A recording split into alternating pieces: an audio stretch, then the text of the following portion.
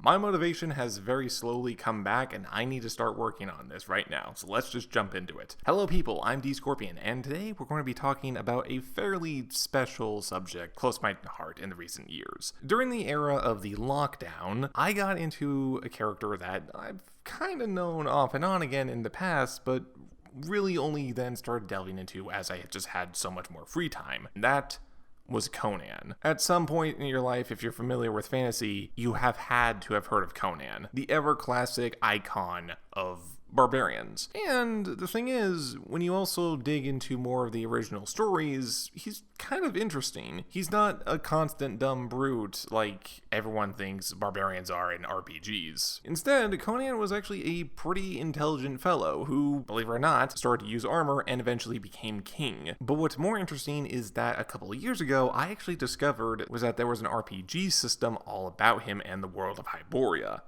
That's fun. Now, I do want to make this perfectly clear. This is not a review of the RPG. This is actually much more of a overview, as I haven't really had a chance to play it yet. Conan, Adventures in an Age Undreamed Of, is an RPG system developed by Modiphius Entertainment using the 2D20 system, a similar system that other games such as Cthulhu, Dishonored, and even Star Trek use. And yes, you can combine them. Kinda weird, because as fun as that sounds, I do believe that there are mechanics in each system that make them different. The main system I kind of want to dig into is the Momentum and the Doom system. It's kind of an ebb and flow between the players and the game master.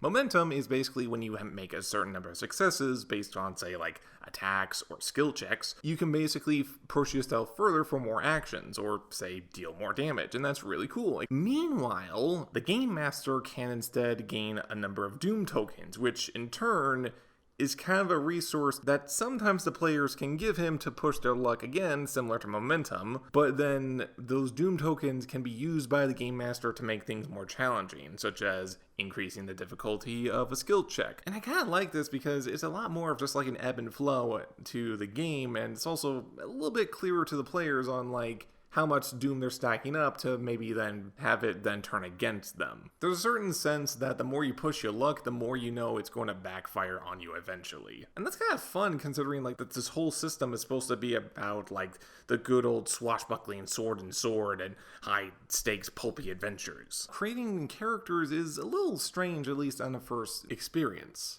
You do technically have classes under, I believe, what are they called? Archetypes? And there's a lot spanning many books that you can pick up. The basic ones, of course, you can be like a barbarian, you can be a noble lord. Other books, however, you can actually play as like a full-on knight. You can play, like assassins and thieves. And on top of that, you can even go as far as just literally playing as a torturer or a slaver. Based. And as you gain experience, you don't actually just gain levels. Instead, you kind of gather them up and then you can buy skills with them. So it's also a little bit more of an interesting system there that I like as just hit a milestone, level up, etc.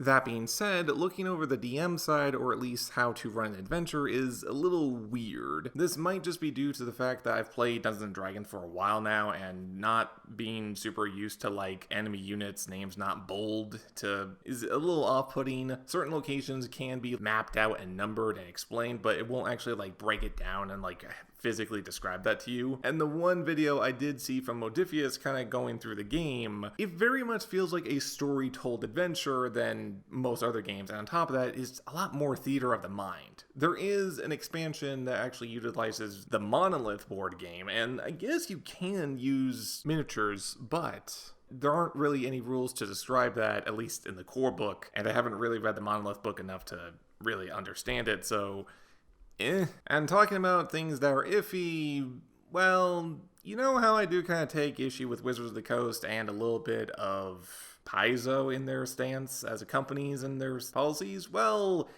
unfortunately, that also kind of applies here, as I've later discovered. See, in one particular book of Conan the Wanderer, apparently they started changing the terminology around, which, if you weren't really familiar with that, it doesn't really make much of a difference. Except it kind of changes it throughout the book. In the core book, it is described as the Mysterious East, something that you would absolutely read out of Howard's story. However, discovering on the forums and talking about the changes, they go from, say, mysterious to ancient or exotic to different. It feels weird that in the very beginning, they really tried to stick to Howard's work and terminology, only to later just be like, oh, actually, we need to change this because people might be upset over it. Despite the fact that you probably were originally making this for the Conan fans to begin with. It also just kind of briefly reminds me of this one offshoot comic featuring of like Beylit and Valera, I guess, teaming up, where it's just like the writers had no idea what kind of terminology they use, like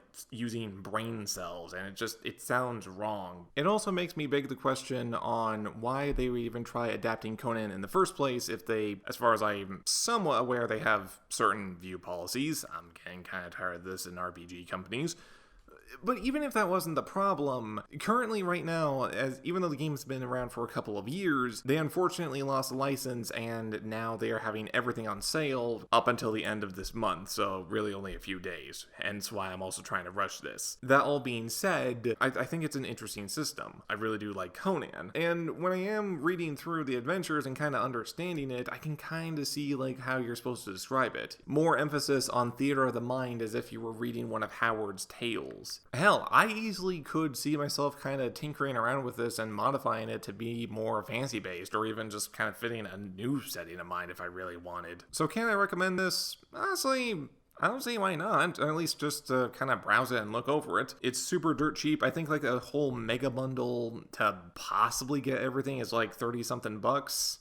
Doesn't really hurt. PDFs are okay if you're really into them. Yeah, $3 for a bunch of PDFs that, if you have the space for them, just why not? I say give it a shot. I'm definitely going to have to try this one out, but I do have high hopes for it. If you like this overview or like any of my thoughts that I had just said, then, give this a like, leave a comment, share it around, subscribe for more, and I'll see you in the next video.